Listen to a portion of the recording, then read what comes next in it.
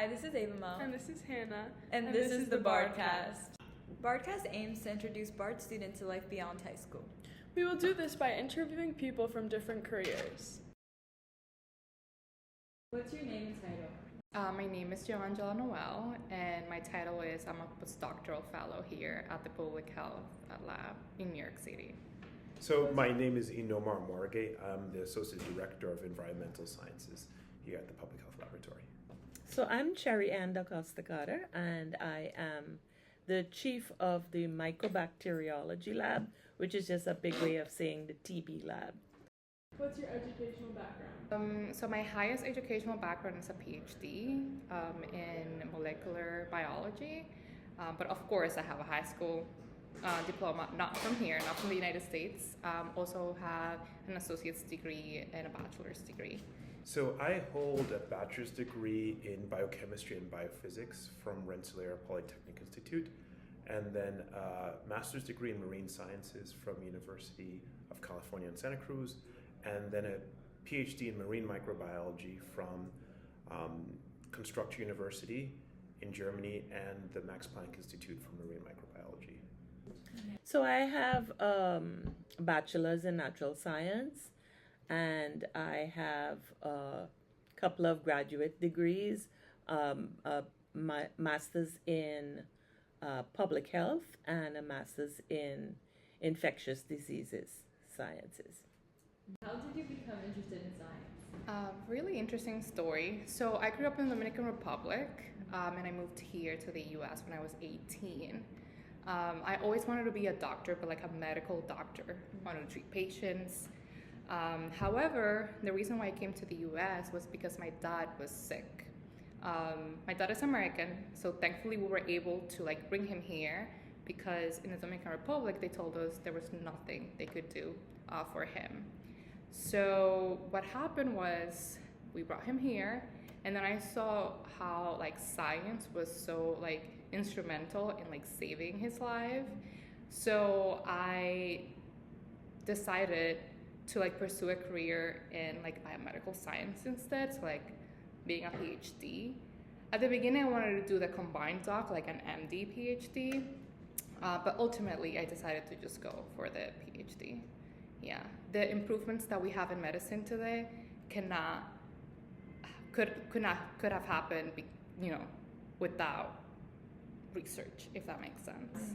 Well, I think I've always been interested in how things work, and I think that's what originally sort of pushed me towards marine sciences, because I'm always interested in how like deep sea ecosystems worked and how we ended up having bacteria in the bottom of the ocean, that type of thing. And so that sort of desire to explore those things kind of attracted me into science, into research.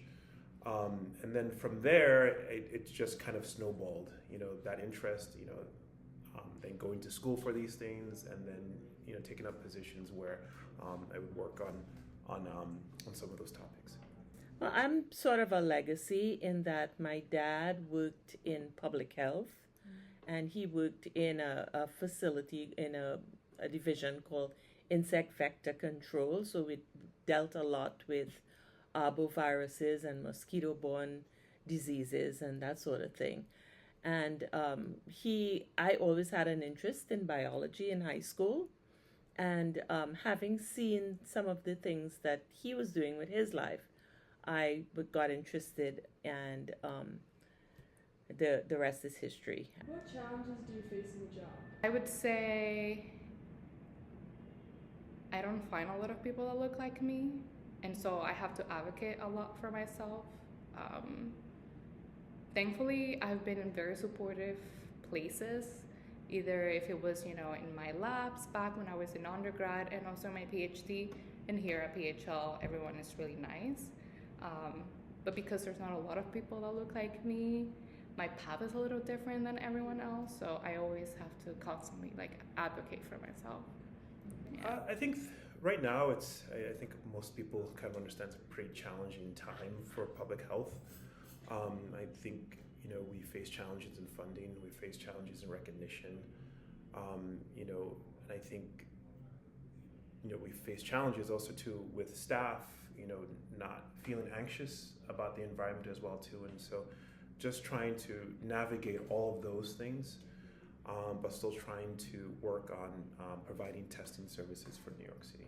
There's lots of challenges in that funding and resources are always a big problem.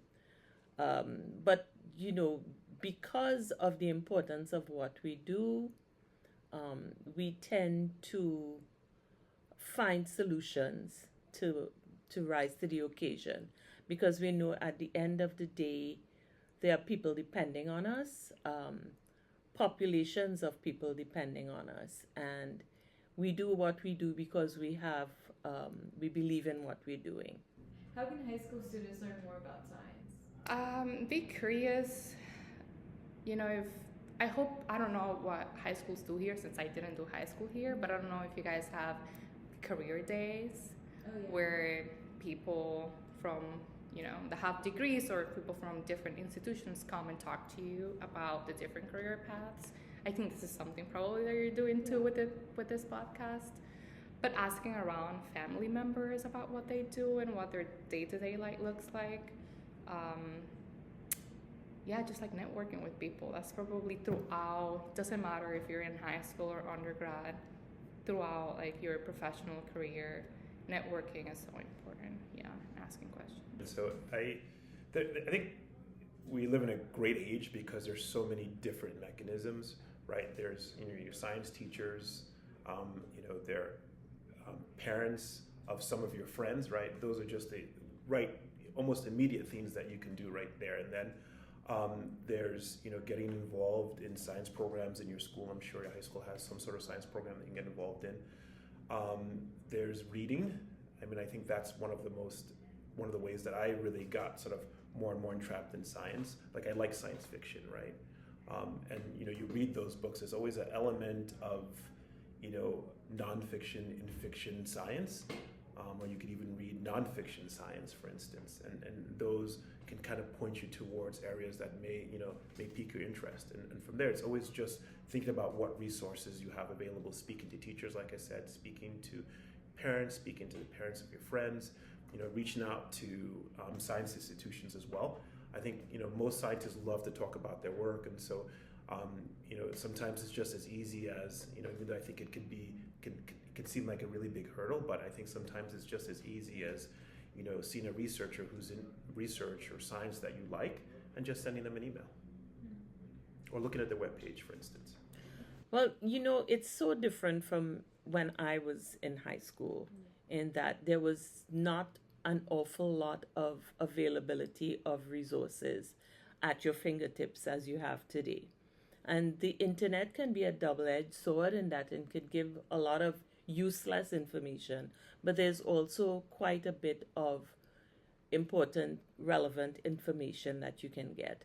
What my advice would be is to look for credible sources, look for good journals, get in touch with people who are like-minded and who have focus on things that inspire you, and you can actually get a lot of the resources from these individuals, from teachers and from coaches, and just from speaking to people in your field, whether it be other people in healthcare or other scientists or whatever. But I would say if you had to do a search on your own, try to find credible sources. How do you advise a high school student who is interested in science to prepare for college? If you could, during your summer, do some type of research. There are some labs that do allow undergraduate students to come into the lab and learn. Probably first observe and take some trainings, but also learn how to do certain things. It's for you to see and feel what working in science or in a lab looks like. I would highly recommend that. But if you don't do it in high school, doing it in undergrad is not late either. Like I said, I didn't do high school here, and I started doing research in undergrad when I was a sophomore. And it's not like I've been behind, if that makes sense. Yeah. I, you know, I struggle with that one, mostly because I think I'll be honest, as a high school student, I didn't know that I was going to become a scientist, right? I wanted to fly airplanes and do a lot of things that, you know, are very different from what I do now.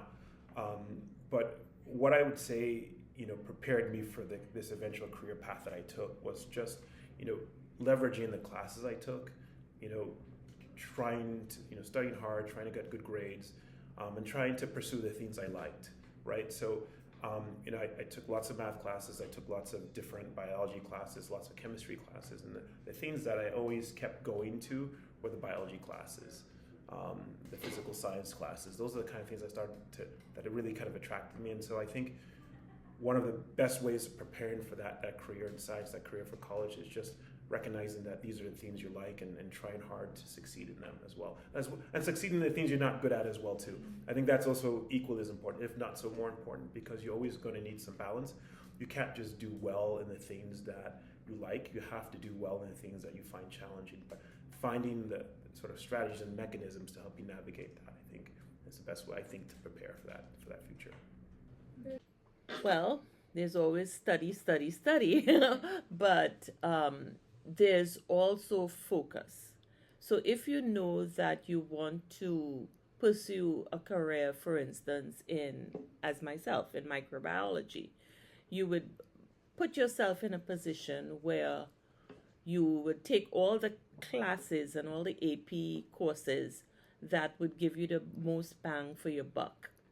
I mean, there are courses that you would do because you enjoy them, and there are courses that you know you have to suffer through a little bit, but you get the help where needed if that is really the direction that you want to take. And I'll give you a little backstory. When I was in grad school, I never liked biostatistics. There will always be those courses that you don't like, but you know that if you soldier through and you get the help that you need, that in the end it would be very fruitful, and you will be able to capitalize on all that effort that you put in as a student. We hope that during these interviews you start to think about your life after Bard. One way you can start taking action is donating clothes to our upcoming clothing drive. This is an important thing to do because it teaches you how to help others around you and gain knowledge for future jobs. To learn more about the clothing drive and future podcast episodes, come to our first meeting next week. Thank you for listening. Tune in soon for more.